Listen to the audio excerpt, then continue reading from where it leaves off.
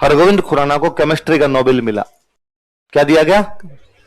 उससे पहले हम हरगोविंद खुराना को जानते भी नहीं थे, अमेरिका जाके बस गए थे, वहीं रहा करते थे। नोबेल की घोषणा हुई, नोबेल की घोषणा होते हमने नाम देखा कि खुराना, और अपने देखा ये पक्का अपना है, और 15 मिनट के बाद अपने पत्रकार वहां पहुंच गए थे। यही है वो घर जहां पे रहते थे खुराना के दादा।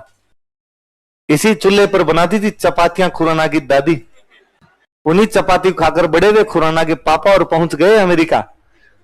आज भारत ने दिखा दिया कि भारत है विश्व गुरु, ज्ञान पर है हमारा कब्जा। हमारे खुराना ने जीता नोबेल। अब भारतीय लहराएंगे पूरे विश्व में तिरंगा। रसायन के मामले में भारत रहा है पुराने समय से ही गुरु। पहले भी हमने लिखी है रसायन की कई किताबें। ये अपने वालों का मुख्य लोचा है। हरगोविंद खुराना ने फोन करके कहा भारत को कि बंद करो लिखना इंडियन इंडियन, मैं नहीं हूं तुम्हारा, मैं अमेरिका का हूं। क्या लगा रखा है? भारतीय ने जीता, भारतीय ने जीता, मेरा और तुम्हारा क्या लेना देना है?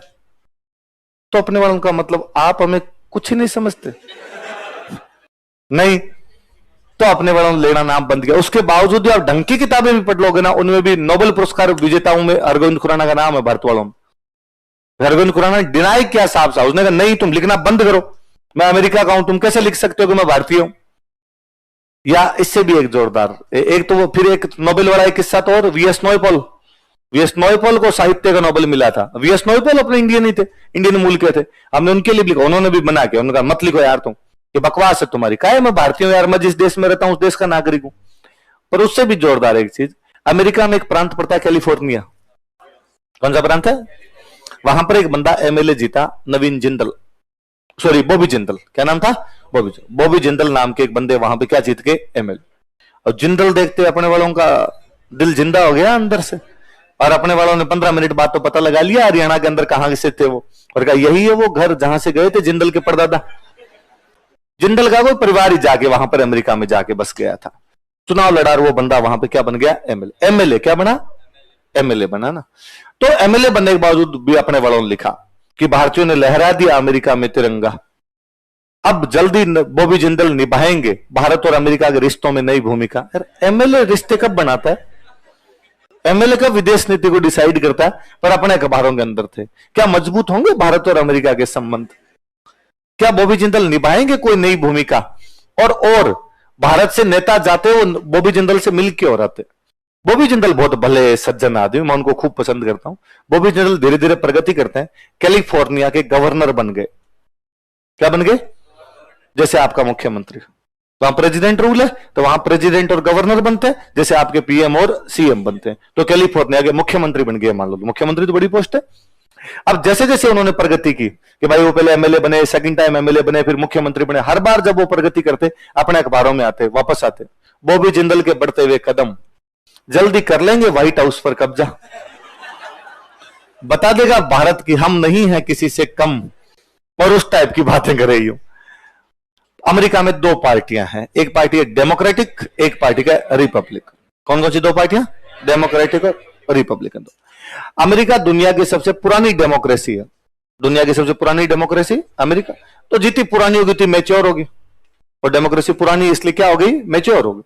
मैच्योर डेमोक्रेसी है तो वहां पर डिसीजन भी बहुत अच्छे लिए जाते हैं। अपनी डेमोक्रेसी अभी तक पुरानी नहीं हुई, 70 साल की है, इसलिए अपने मैच्योर भी अभी तक नहीं है, धीरे धीरे अपने भी मैच्योर हो जाएंगे। अच्छा, अमेरिका मैच्योर डेमोक्रेसी, तो वहां पर ये दो पार्टियां, ये रिपब्लिकन है, ये डेमोक्रेटिक। हर 4 साल में राष्ट्रपति के चुनाव होंगे, तो एक बंदा खड़ा होगा रिपब्लिकन से, एक बंदा किससे खड़ा होगा? डेमोक्रेटिक। तो पहले रिपब्लिकन से कौन खड़ा होगा और डेमोक्रेटिक से कौन खड़ा होगा, यह भी तो डिसाइड करना पड़ेगा। तो पहले सारे रिपब्लिकन जितने भी मेंबर है जो पार्टी के, वो इकट्ठे होते हैं, और इकट्ठे होते हैं, भाई बताओ रिपब्लिकन में से राष्ट्रपति का चुनाव कौन लड़ना चाहता है। मान लो 4 आदमी खड़े हो गए, मैं लड़ना चाहता हूं, उनका मैं भी लड़ूंगा, उनका मैं लड़ूंगा, और उनका मैं लड़ूंगा। तो पहले हम चारों के बीच में रिपब्लिकन में वोटिंग होगी, पहले हम चारों के बीच में रिपब्लिकन वोटिंग, फिर हम में से एक जीतेगा। अब ये रिपब्लिकन पार्टी का कैंडिडेट है, ये नहीं कि पार्टी के ऊपर बैठे किसी आदमी ने कह दिया हमारा कैंडिडेट ये है ना। जैसे अपने कि साहब सेंटर वालों ने कह दिया वो सीएम बन जाएगा, सेंटर वालों को जब जी में आए तब किसी को हटा दिया, जब जी में तो ना। उनमें मैच्योर डेमोक्रेसी है, वो आपस में बैठ के डिसाइड करते हैं। ऐसे ही डेमोक्रेटिक बैठेंगे, इनमें मान लो 2 आदमी खड़े हुए, इसने कहा मैं भी लड़ूंगा और उसने कहा मैं भी लड़ूंगा, इनमें वोटिंग करवा लो, फिर एक इधर जीतेगा एक इधर जीतेगा, इनमें वोटिंग होगी। पिछली बार जब उनका चुनाव था, ट्रंप वाला जो चुनाव था, तो पक्का था कि रिपब्लिकन जीतेंगे, साफ ही था, क्योंकि अमेरिका के इतिहास जीतेगा। तो रिपब्लिकन में जब वोटिंग हुई, भाई कौन कौन लड़ना चाहता, तो दो बंदे लड़ रहे हैं वहां से चुनाव, एक ट्रंप और एक बॉबी जिंदल। दूसरा बंदा रिपब्लिकन की तरफ से कौन था? इसका मतलब ट्रंप और बॉबी जिंदल में से जो जीतेगा वो रिपब्लिकन पार्टी का कैंडिडेट होगा, और जो रिपब्लिकन पार्टी कैंडिडेट होगा उसकी जीत पक्की है। इस बार रिपब्लिकन जीतेंगे दिख रहा था, इसलिए भारत वालों को दिख रहा है कि ट्रंप और बॉबी जिंदल में से यदि बॉबी जिंदल जीता तो बॉबी जिंदल क्या बनेगा? अमेरिका का राष्ट्र। अब तो भाई अपने अखबारों ने ये तबाही मचाई, लंका लूट ली अखबारों ने। हो रहा है अमेरिका में सेमीफाइनल, क्या सेमीफाइनल को लांग पाएंगे बॉबी जिंदल? क्या व्हाइट हाउस हो जाएगा थोड़े दिनों में 3 रंग का? तो 3 रंग का कैसे होगा यार? तुम्हारे देश का झंडा तिरंगा है, उनके तिरंगा कैसे आ सकता है? जल्दी भारत कर लेगा अमेरिका पर कब्जा। बता देंगे हम कि हम नहीं है किसी से, और सारे दिन ऐसी ऐसी बातें कर। एक दिन वहां पे दिवाली के टाइम के आसपास, ये अमेरिका वाले चुनाव देखना कभी अक्टूबर नवंबर के आसपास होते हैं हमेशा ना, दिवाली के आसपास का टाइम था। इंडियन खूब सारे रहते हैं अमेरिका, भले सज्जन लोग है, वो मैच्योर डेमोक्रेसी है, किसी धर्म का कोई आदमी रहो, अपनी कुछ भी करो मांगो, उसे राज्य का कोई भी लेना देना नहीं है, वो सेक्युलरिज्म है, राज्य और धर्म वहां पर अलग अलग है। तो वहां पे एक मंदिर के बाहर अपनी 2 बच्चियां खड़ी खड़ी फुलझड़ियां जला रही थी, छोटे छोटे टाबर थी, वो फुलझड़ियां जलाए। ट्रंप के बेटे की बहू वहां से निकल रही, ये प्रचार में निकल रही होगी, वैसे ही निकल रही होगी, और सकता प्रचार में गई और उसको दोनों बच्चियां क्यूट क्यूट सी लगी, टाबर लगी, तो उसने उन बच्चियों के साथ में फोटो खिंचवा लिया। क्या हो सकता है? प्रचार के लिए गई इंडियन फैमिली, अपने इंडियन की आदत होती है कि भाई कोई बड़ा आदमी आया हुआ है, बड़ा आदमी आया तो हमारे बच्चों के साथ में फोटो खिंचवाओ, तो उसने वैसे खिंचवा ली होगी बच्चों के साथ में फोटो। अब वो दूसरे दिन फोटो आई, बीच में ट्रंप की पुत्रवधू फुलझड़ी लिए खड़ी है, इधर वो 2 छोटी छोटी सी बच्चियां वो फुलझड़ी ली खड़ी। अपने अखबार में वापस लिखा, इसे कहते हैं बॉबी जिंदल का डर। ट्रंप की पुत्रवधू के हाथ में भी पकड़वा दी फुलझड़ियां, मनानी पड़ेगी दिवाली। क्या अगली दिवाली पूरे अमेरिका में होगी फुलझड़ियां?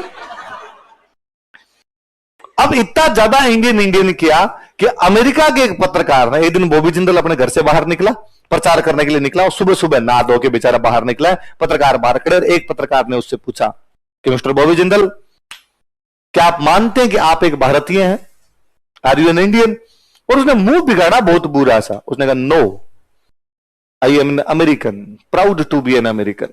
मैं अमेरिका का हूं और अमेरिका के होने पे मुझे गर्व, मुझे बड़ा अच्छा लगा उस दिन वो, जिसकी खाओ बाजरी उसकी बजाओ हाजरी। ये नहीं कर सकते आपके अमेरिका में बैठ के भारत के गुण गाओ। तुम अमेरिका कोई अच्छे बताओ, भले भारत को बुरा बताना पड़े तो बताओ, तुम्हारे देश के हित जिसके अंदर है उस हित के, कमाई वहां की खाते हो, वो देश रखता है, वो देश तुम्हें राष्ट्रपति बनने का अवसर दे रहा है, तो तुम कैसे कह सकते हो तुम इंडिया के हो, तुम अमेरिका बताओ? तो अपने वालों ने कहा गया, अच्छा मतलब व्हाइट हाउस पे नहीं आ पाएंगे 3 रंग, क्या व्हाइट हाउस रह जाएगा व्हाइट ही? मुझे लगा यार, इटली ने एक बार भी यह दावा नहीं किया कि उनके देश की एक महिला ने हमारे देश के एक प्रधानमंत्री को 10 साल तक चुप करके रखा था। सोनिया गांधी का नाम तो नहीं लेती इटली तो कभी। तुम्हारी शादी हो गई इंडिया, अब तुम इंडिया में रहती हो, तुम इंडिया की हो, हमारा और तुम्हारा आपस में कोई भी लेना देना, ये खुरखुरी अपने ही है। अपना कोई आदमी इधर चला जाएगा फिर वो मूल रूप से अपना हो जाता है। फिर मुझे लगता है यार, मनुष्य की उत्पत्ति अफ्रीका से हुई, मनुष्य की उत्पत्ति कहां से हुई? इसलिए अफ्रीका को दावा ठोकना चाहिए कि मूल रूप से सारे हमारे हैं, और अफ्रीका को पढ़ाना चाहिए कि भाई महात्मा गांधी की मूल रूप से अफ्रीका के थे। आज नहीं तो 10 लाख पीढ़ी पहले भी ये कहां रहते थे? अफ्रीका में रहा करते थे। नरेंद्र मोदी मूल रूप से, जो बाइडेन मूल रूप से, फिर आप और मैं सारे के सारे मूल रूप से कहां के? तो मूल रूप से तो आदमी कहीं ना कहीं का होता है। तो बांटिया जी को फालतू में मार गए बापड़े। बांटिया जी का अपने से कोई भी लेना देना। बांटिया जी कहां पर बिजनेस कर रहे थे? ग्वालियर। बांटिया जी ने अपनी जिंदगी में बीकानेर आके नहीं देखा, पर फिर भी हम पढ़ते हैं मूल रूप से। अच्छा, और एक बात और सुनो, एक बंदे के बारे में और बताऊं। एक बड़ा जोरदार बंदा हुआ, अपने तंत्या टोपे